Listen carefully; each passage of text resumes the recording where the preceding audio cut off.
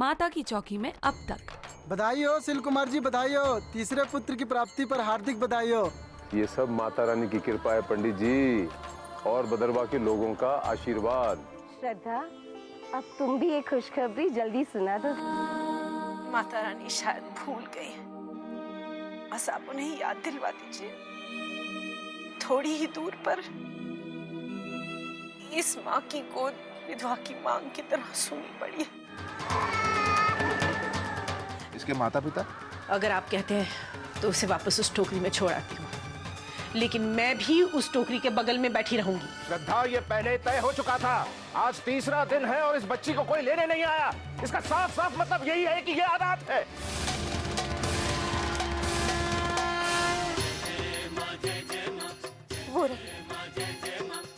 वो है इसकी माँ। ये कहलाएगी वैष्णवी। ये उस मंदिर से वर्जित है, वर्जित है।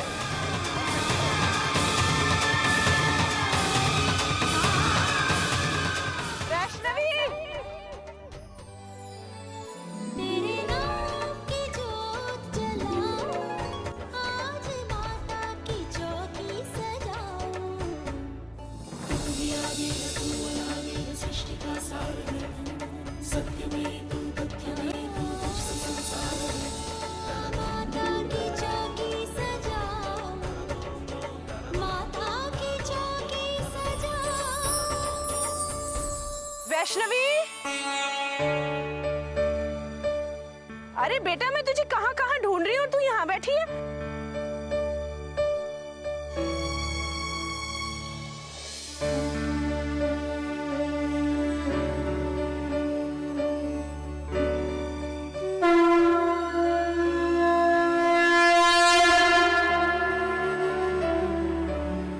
वैष्णवी, क्या बात है बेटा, क्या देख रही है?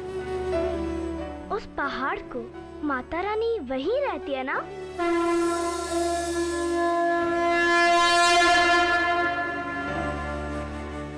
माँ, अब कह रही थी ना माता रानी बचपन में सबसे अलग मस्त मौला अपनी दुनिया में मगन रहती थी। हाँ, बहुत ही विचित्र बच्ची थी वो।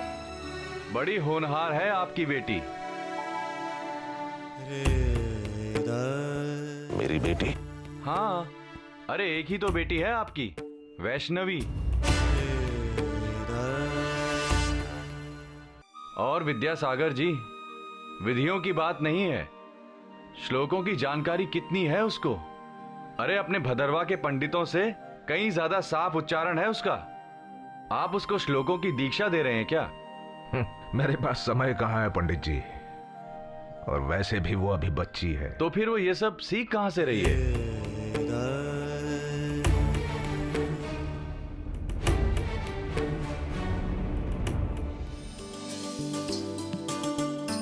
अरे वाह! शारदा बहन, किसके लिए खिलौने लेके जा रही हो? और किसके लिए खरीदूंगी, मेरी तो कोई खिलौनों से खेलने की उम्र है नहीं। वैष्णवी के लिए ले रही हूँ, ये वाली। नहीं नहीं, अगर खिलौने लेकर ही जाना है तो पुजारी जी के लिए लेकर जाओ। कैसी बातें कर रहे हैं आप? ठीक ही तो बोल रहा हूँ। अगर वैष्णवी के लिए लेके जाना है तो एक तार और मंजीरा लेके जाओ। ये क्या कह रहे हैं आप? इतनी सी बच्ची एक तारा और मंजीरा कैसे बजा सकती है? बजा सकती नहीं, वो बजाती है। क्या? यहाँ पर घंटों बैठकर बजाती रहती है वो। किसी से भी पूछिए यहाँ पे, वो कभी एक तार तो कभी मंजीरा बजाती रहती है, और इतना सुंदर बजाती है कि मंदिर की भजन टोली भी नहीं बजा सकती।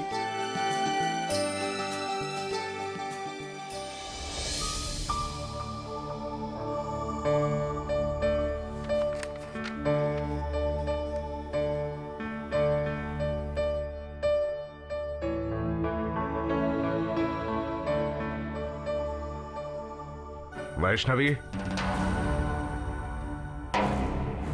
जी बाबूजी।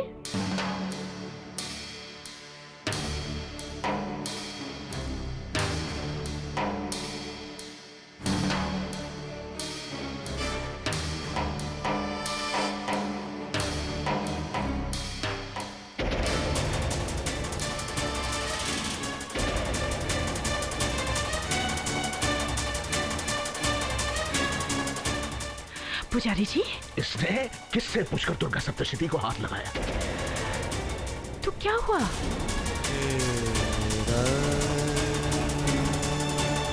इससे कहो दोबारा मेरी पुस्तकों को हाथ लगाने की हिम्मत न करे। और एक बात, इससे ये भी कहो ये मुझे बाबूजी कहकर ना पुकारे।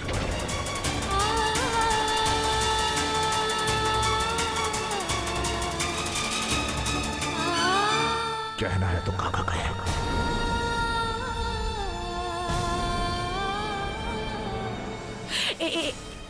एक बात कहूं, आप बुरा तो नहीं मानेंगे? हाँ बोलो। आपको अपनी बेटी पर गुस्सा होने की बजाय उस पर गर्व होना चाहिए। अब तुम मुझे बताओगी ना, इस पर मुझे कब गुस्सा होना चाहिए और कब नहीं? नहीं, मैं ऐसा नहीं कह रही हूँ। मैं तो ये कह रही हूँ कि आपकी बेटी जो काम कर रही है उसे करने में पंडित ज्ञानियों को तो वर्षों लग जाते हैं। शायद आपको भी।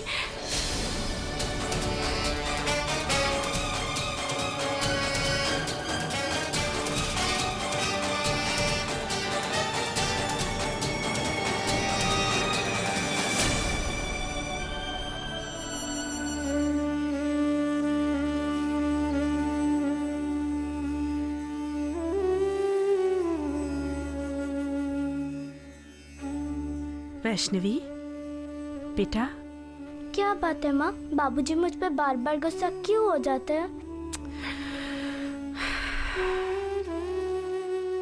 बेटा तू इसमें मत पड़ कि वो गुस्सा क्यों होते हैं।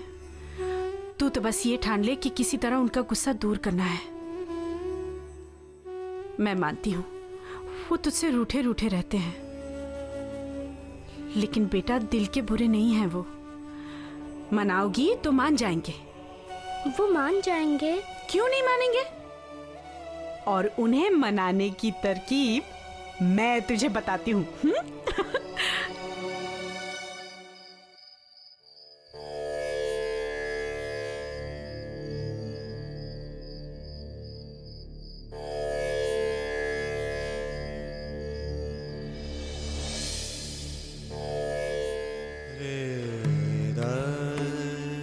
माँ कहाँ है तुम्हारी? वो पड़ोस वाली चाची के घर। यही समय मिला था उसे पड़ोसी के घर जाने का। मैं अच्छी तरह समझता हूँ वो मुझे भी इस मौजाद में फंसाने की कोशिश कर रही है। काका क्या कह रहे हैं? मेरी समझ में नहीं आ रहा ना? यहीं तक ठीक है। जितनी उम्र उतनी ही समझ रहनी चाहिए।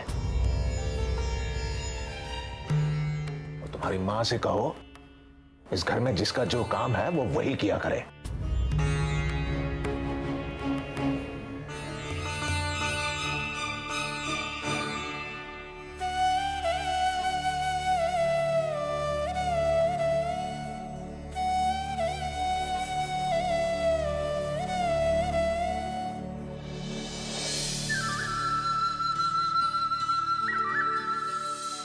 माँ, काका ने कल रात को खाना खाया?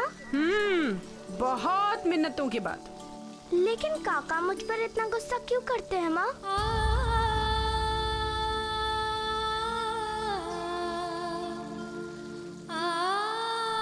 वो उनका स्वभाव है बेटा।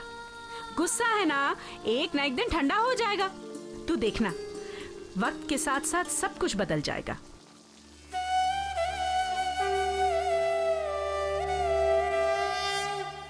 माँ, काका मुझे माता के ऊपर वाले मंदिर में भी जाने नहीं देते।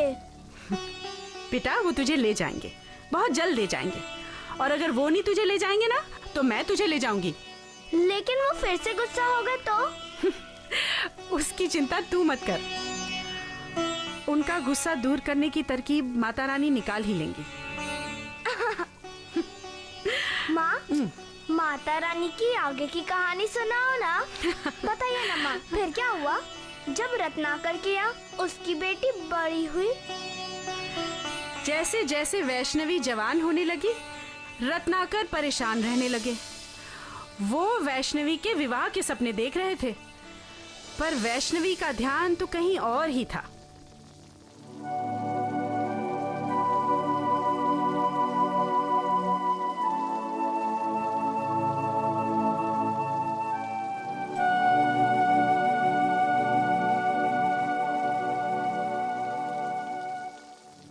पुत्री वैष्णवी, ये हम क्या सुन रहे हैं? तुम इस राजमहल को छोड़कर वन में कुटिया बनाकर रहना चाहती हो?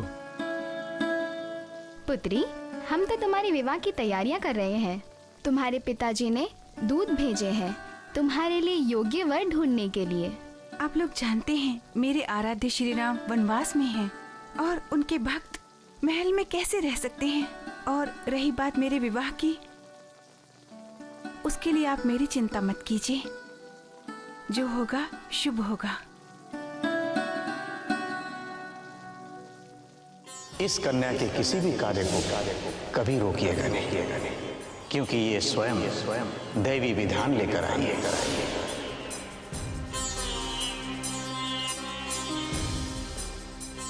ठीक है पुत्री, तुम्हारा ये निर्णय हमें स्वीकार है।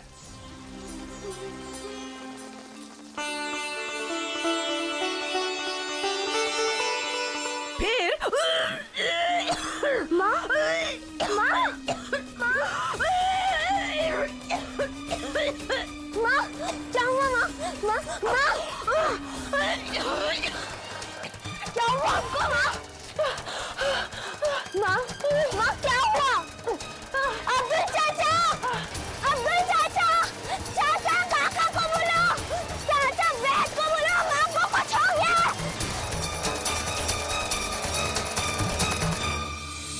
अरे घबराने की कोई बात नहीं है। वैद जी, मम्मा को क्या हुआ? बेटा ऐसी कोई बात नहीं है। तो फिर वो ऐसा क्यों कर रही थी? क्योंकि बेटा बहुत जल्दी आपके साथ खेलने के लिए छोटा भाई या बहन आने वाली है।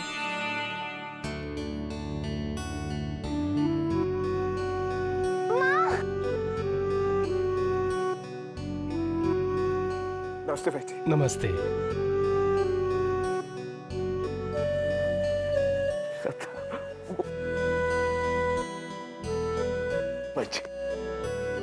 सचमुच श्रद्धा।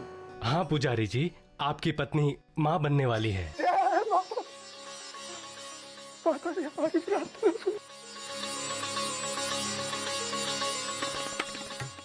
अब्दुल वैदी को छोड़ो। श्रद्धा, श्रद्धा वैदी माता ने हमारी प्रार्थना सुनी। 12 साल बाद तुम माँ बनने वाली हो। आप भूल गए पुजारी जी, माँ तो मैं पहले ही बन चुकी हूँ।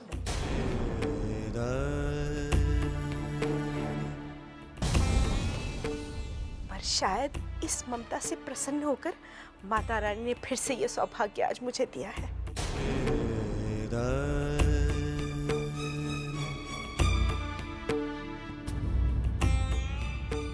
वैष्णवी जी माँ, बेटा इधर आओ।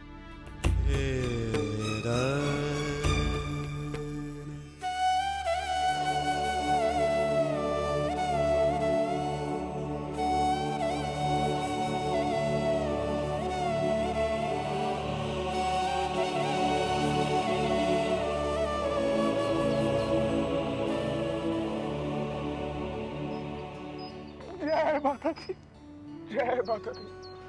माँ, मैंने श्रद्धा से कहा था सिर्फ तुम पर विश्वास रखे। मुझे विश्वास था माँ, हमारे लिए तुम्हारी कोई योजना है। आज तक हमने जो कष्ट और दुख सहे हैं शायद हमारे भाग्य में था, लेकिन आज ये खुशी, ये सुख,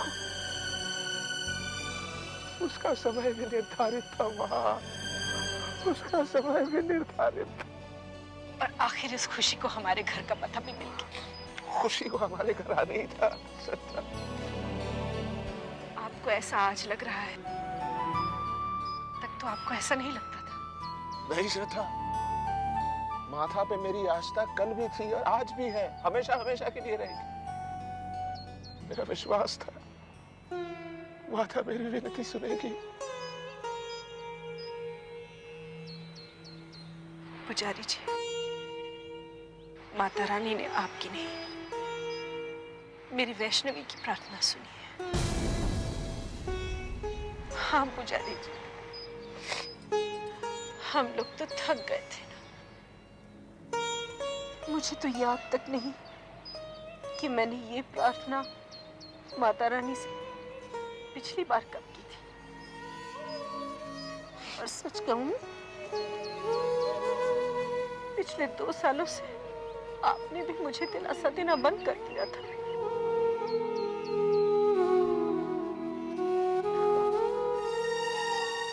प्रार्थना नहीं की थी, पर माता रानी के दरबार में हमारे लिए प्रार्थना हो रही थी। वैष्णवी अपने भाई या बहन के लिए अपनी हर पूजा में प्रार्थना करती थी। मैंने अपने कानों से सुना है। हमारे घर ये जो खुशी आई है ना, ये वैष्णवी की वजह से आई है।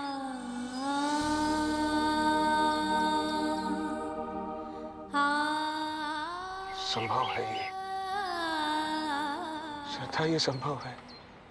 हो सकता है वैष्णवी की मासूम प्रार्थना से माता विवश हो गई। अगर ऐसा हुआ है, वैष्णवी तुम्हारी बड़ी बेटी है।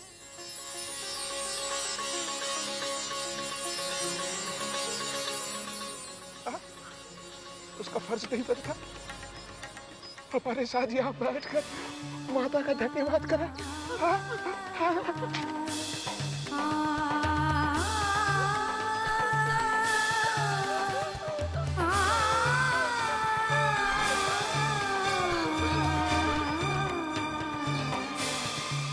जाओ, वैष्णवी को बुला लो। वैष्णवी, बेटा इधर आओ ना।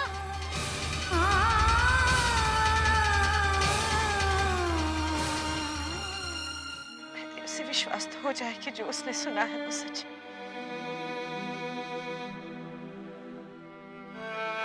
वैष्णवी को लेकर आज आपका दिल पहली बार बसी जा। सच श्रद्धा, इसलिए मैं कह रहा हूँ परिवार के सभी लोग यहाँ उपस्थित रहकर माता रानी की आराधना करें। जाओ, वैष्णवी को बुला ले। जाओ। वैष्णवी, बेटा बेटा आना, देख देख तेरे काका क्या कह रहे हैं।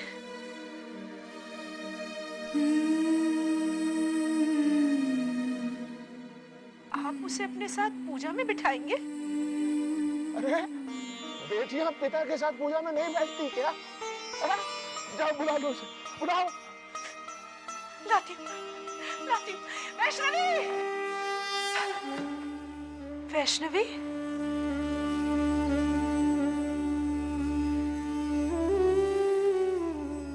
वैष्णवी, बेटा मुझे पता है तू यहाँ है।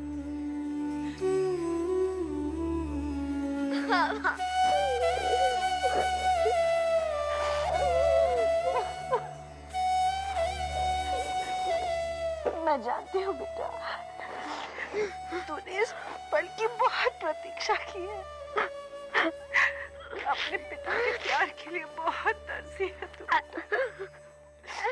लेकिन पापी, अरे जिस दिन का तुझे इंतजार था वो आया है। माँ, मुझे विश्वास नहीं हो रहा। मुझे ये सब मिल सकता है। मुझे डर लग रहा है माँ, मुझे डर लग रहा है। बेटा, इसी डर से तो तूने मुझे मुक्त किया है।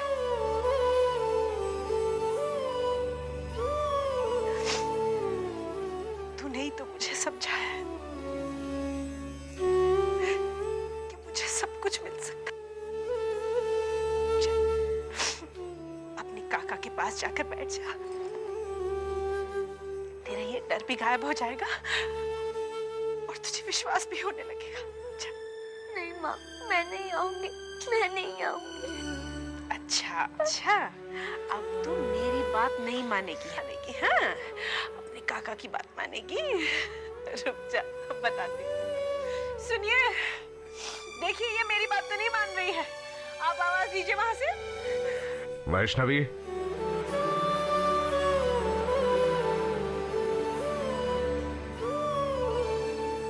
अब तो जाना पड़ेगा।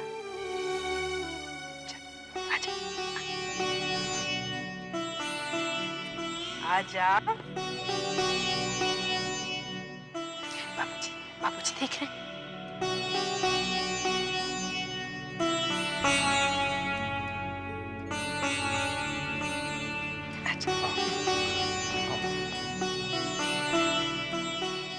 तुम्हारी विनती माता रानी ने सुन ली है ना? माता रानी को धन्यवाद नहीं करना है? लो बेटा।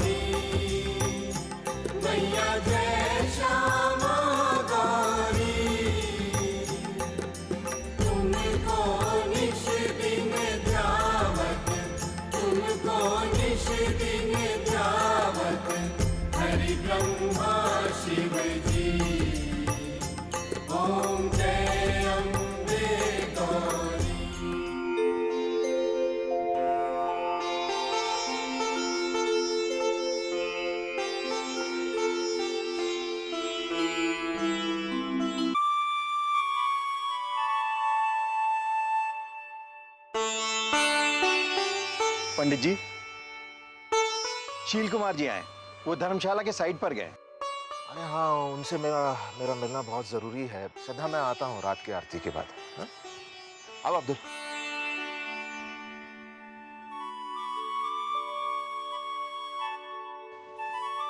आज तो बहुत खुश है ना? हाँ। माँ, काका अपना खाना भूल गए। ओह, आज तो उनका उपवास भी है। वो तो बेचारे भूखे रह जाएंगे। ला मुझे दे, मैं दे के आती हूँ। माँ, मैं देकर आऊं? नहीं, आप ही देकर आइए। अगर उन्हें सबके सामने मेरा आना अच्छा ना लगे, अगर वो फिर से गुस्सा हो गए तो? आजा, ये ले, तू ही जाकर दिया। मैं देखना चाहती हूँ कि वो सबके सामने तेरे साथ किस तरह बर्ताव करते हैं। जा जा, शाबाश।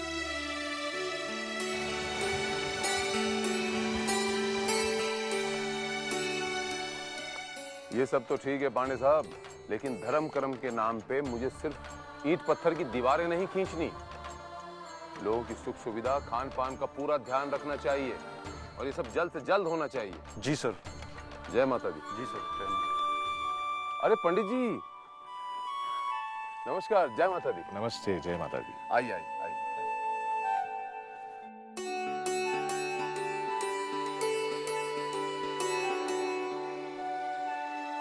धर्मशाला के बारे में हम बाद में बात करते हैं शील जी। मैं यहाँ हमारे कमेटी के प्रेसिडेंट का असंतोष लेकर आया हूँ। असंतोष? भाई, अगर मुझसे कोई गलती हो गई हो तो मैं अपनी गलती सुधार लूंगा, बिल्कुल सुधार लूंगा, लेकिन बात क्या है बताइए ना। देखिए शील जी, आपका सेवा भाव को मद्देनजर रखते हुए आपको यहाँ किसी भी कंस्ट्रक्शन की अनुमति मिल जाती है, किसी भी कंस्ट्रक्शन के लिए। जी। पर हमारे ट्रस्ट के पास 250 एकड़ जमीन है, आपको दिख रहा है ना ये। इस पर कुछ लोगों की नजर गड़ी हुई है। 7 सितारा होटल बनाने का प्रस्ताव लेकर थापर का मैनेजर यहाँ आया था और आपका हवाला दे रहा था। इस थापर को मुझे बताना पड़ेगा पंडित जी कि मैं यहाँ पर माता रानी की भक्ति करने आता हूँ, व्यापार करने थोड़ी ना आता हूँ। पंडित जी, आप तो जानते हैं माता रानी का दिया सब कुछ है मेरे पास और सारी दुनिया जानती है जितना मैंने चाहा था उससे ज्यादा है मेरे पास। अब मैं 150-250 एकड़ जमीन पे बुरी नजर क्यों रखूंगा? देखिए शील जी, मैं अपनी कमेटी का प्रस्ताव लेकर यहाँ आया था जाने अनजाने में किसी के विश्वास का भी दुरुपयोग नहीं होना चाहिए। ये बड़ा अच्छा हुआ पंडित जी कि आपने मुझे आगाह कर दिया। और जब तक इस कमेटी में आप जैसे लोग हैं पंडित जी, मुझे पूरा विश्वास है कि माता रानी के नाम पर तो खास तौर से यहाँ पर कोई गलत व्यापार नहीं कर सकता। और मैंने उड़ती हुई खबर ये सुनी है पंडित जी कि आगामी कमेटी की मीटिंग में आपको इस संस्था का प्रेसिडेंट बनाया जा रहा है। मुझे बड़ी खुशी हुई सुनकर पंडित जी, बड़ी खुशी हुई। काका, काका, आपका टिफिन। इसे यहाँ लेकर क्यों आई तुम? वो अब भूखे रह जाते।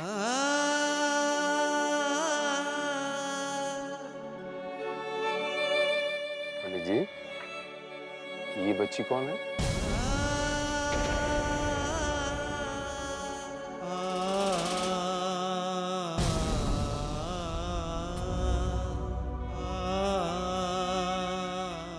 मेरी बेटी है।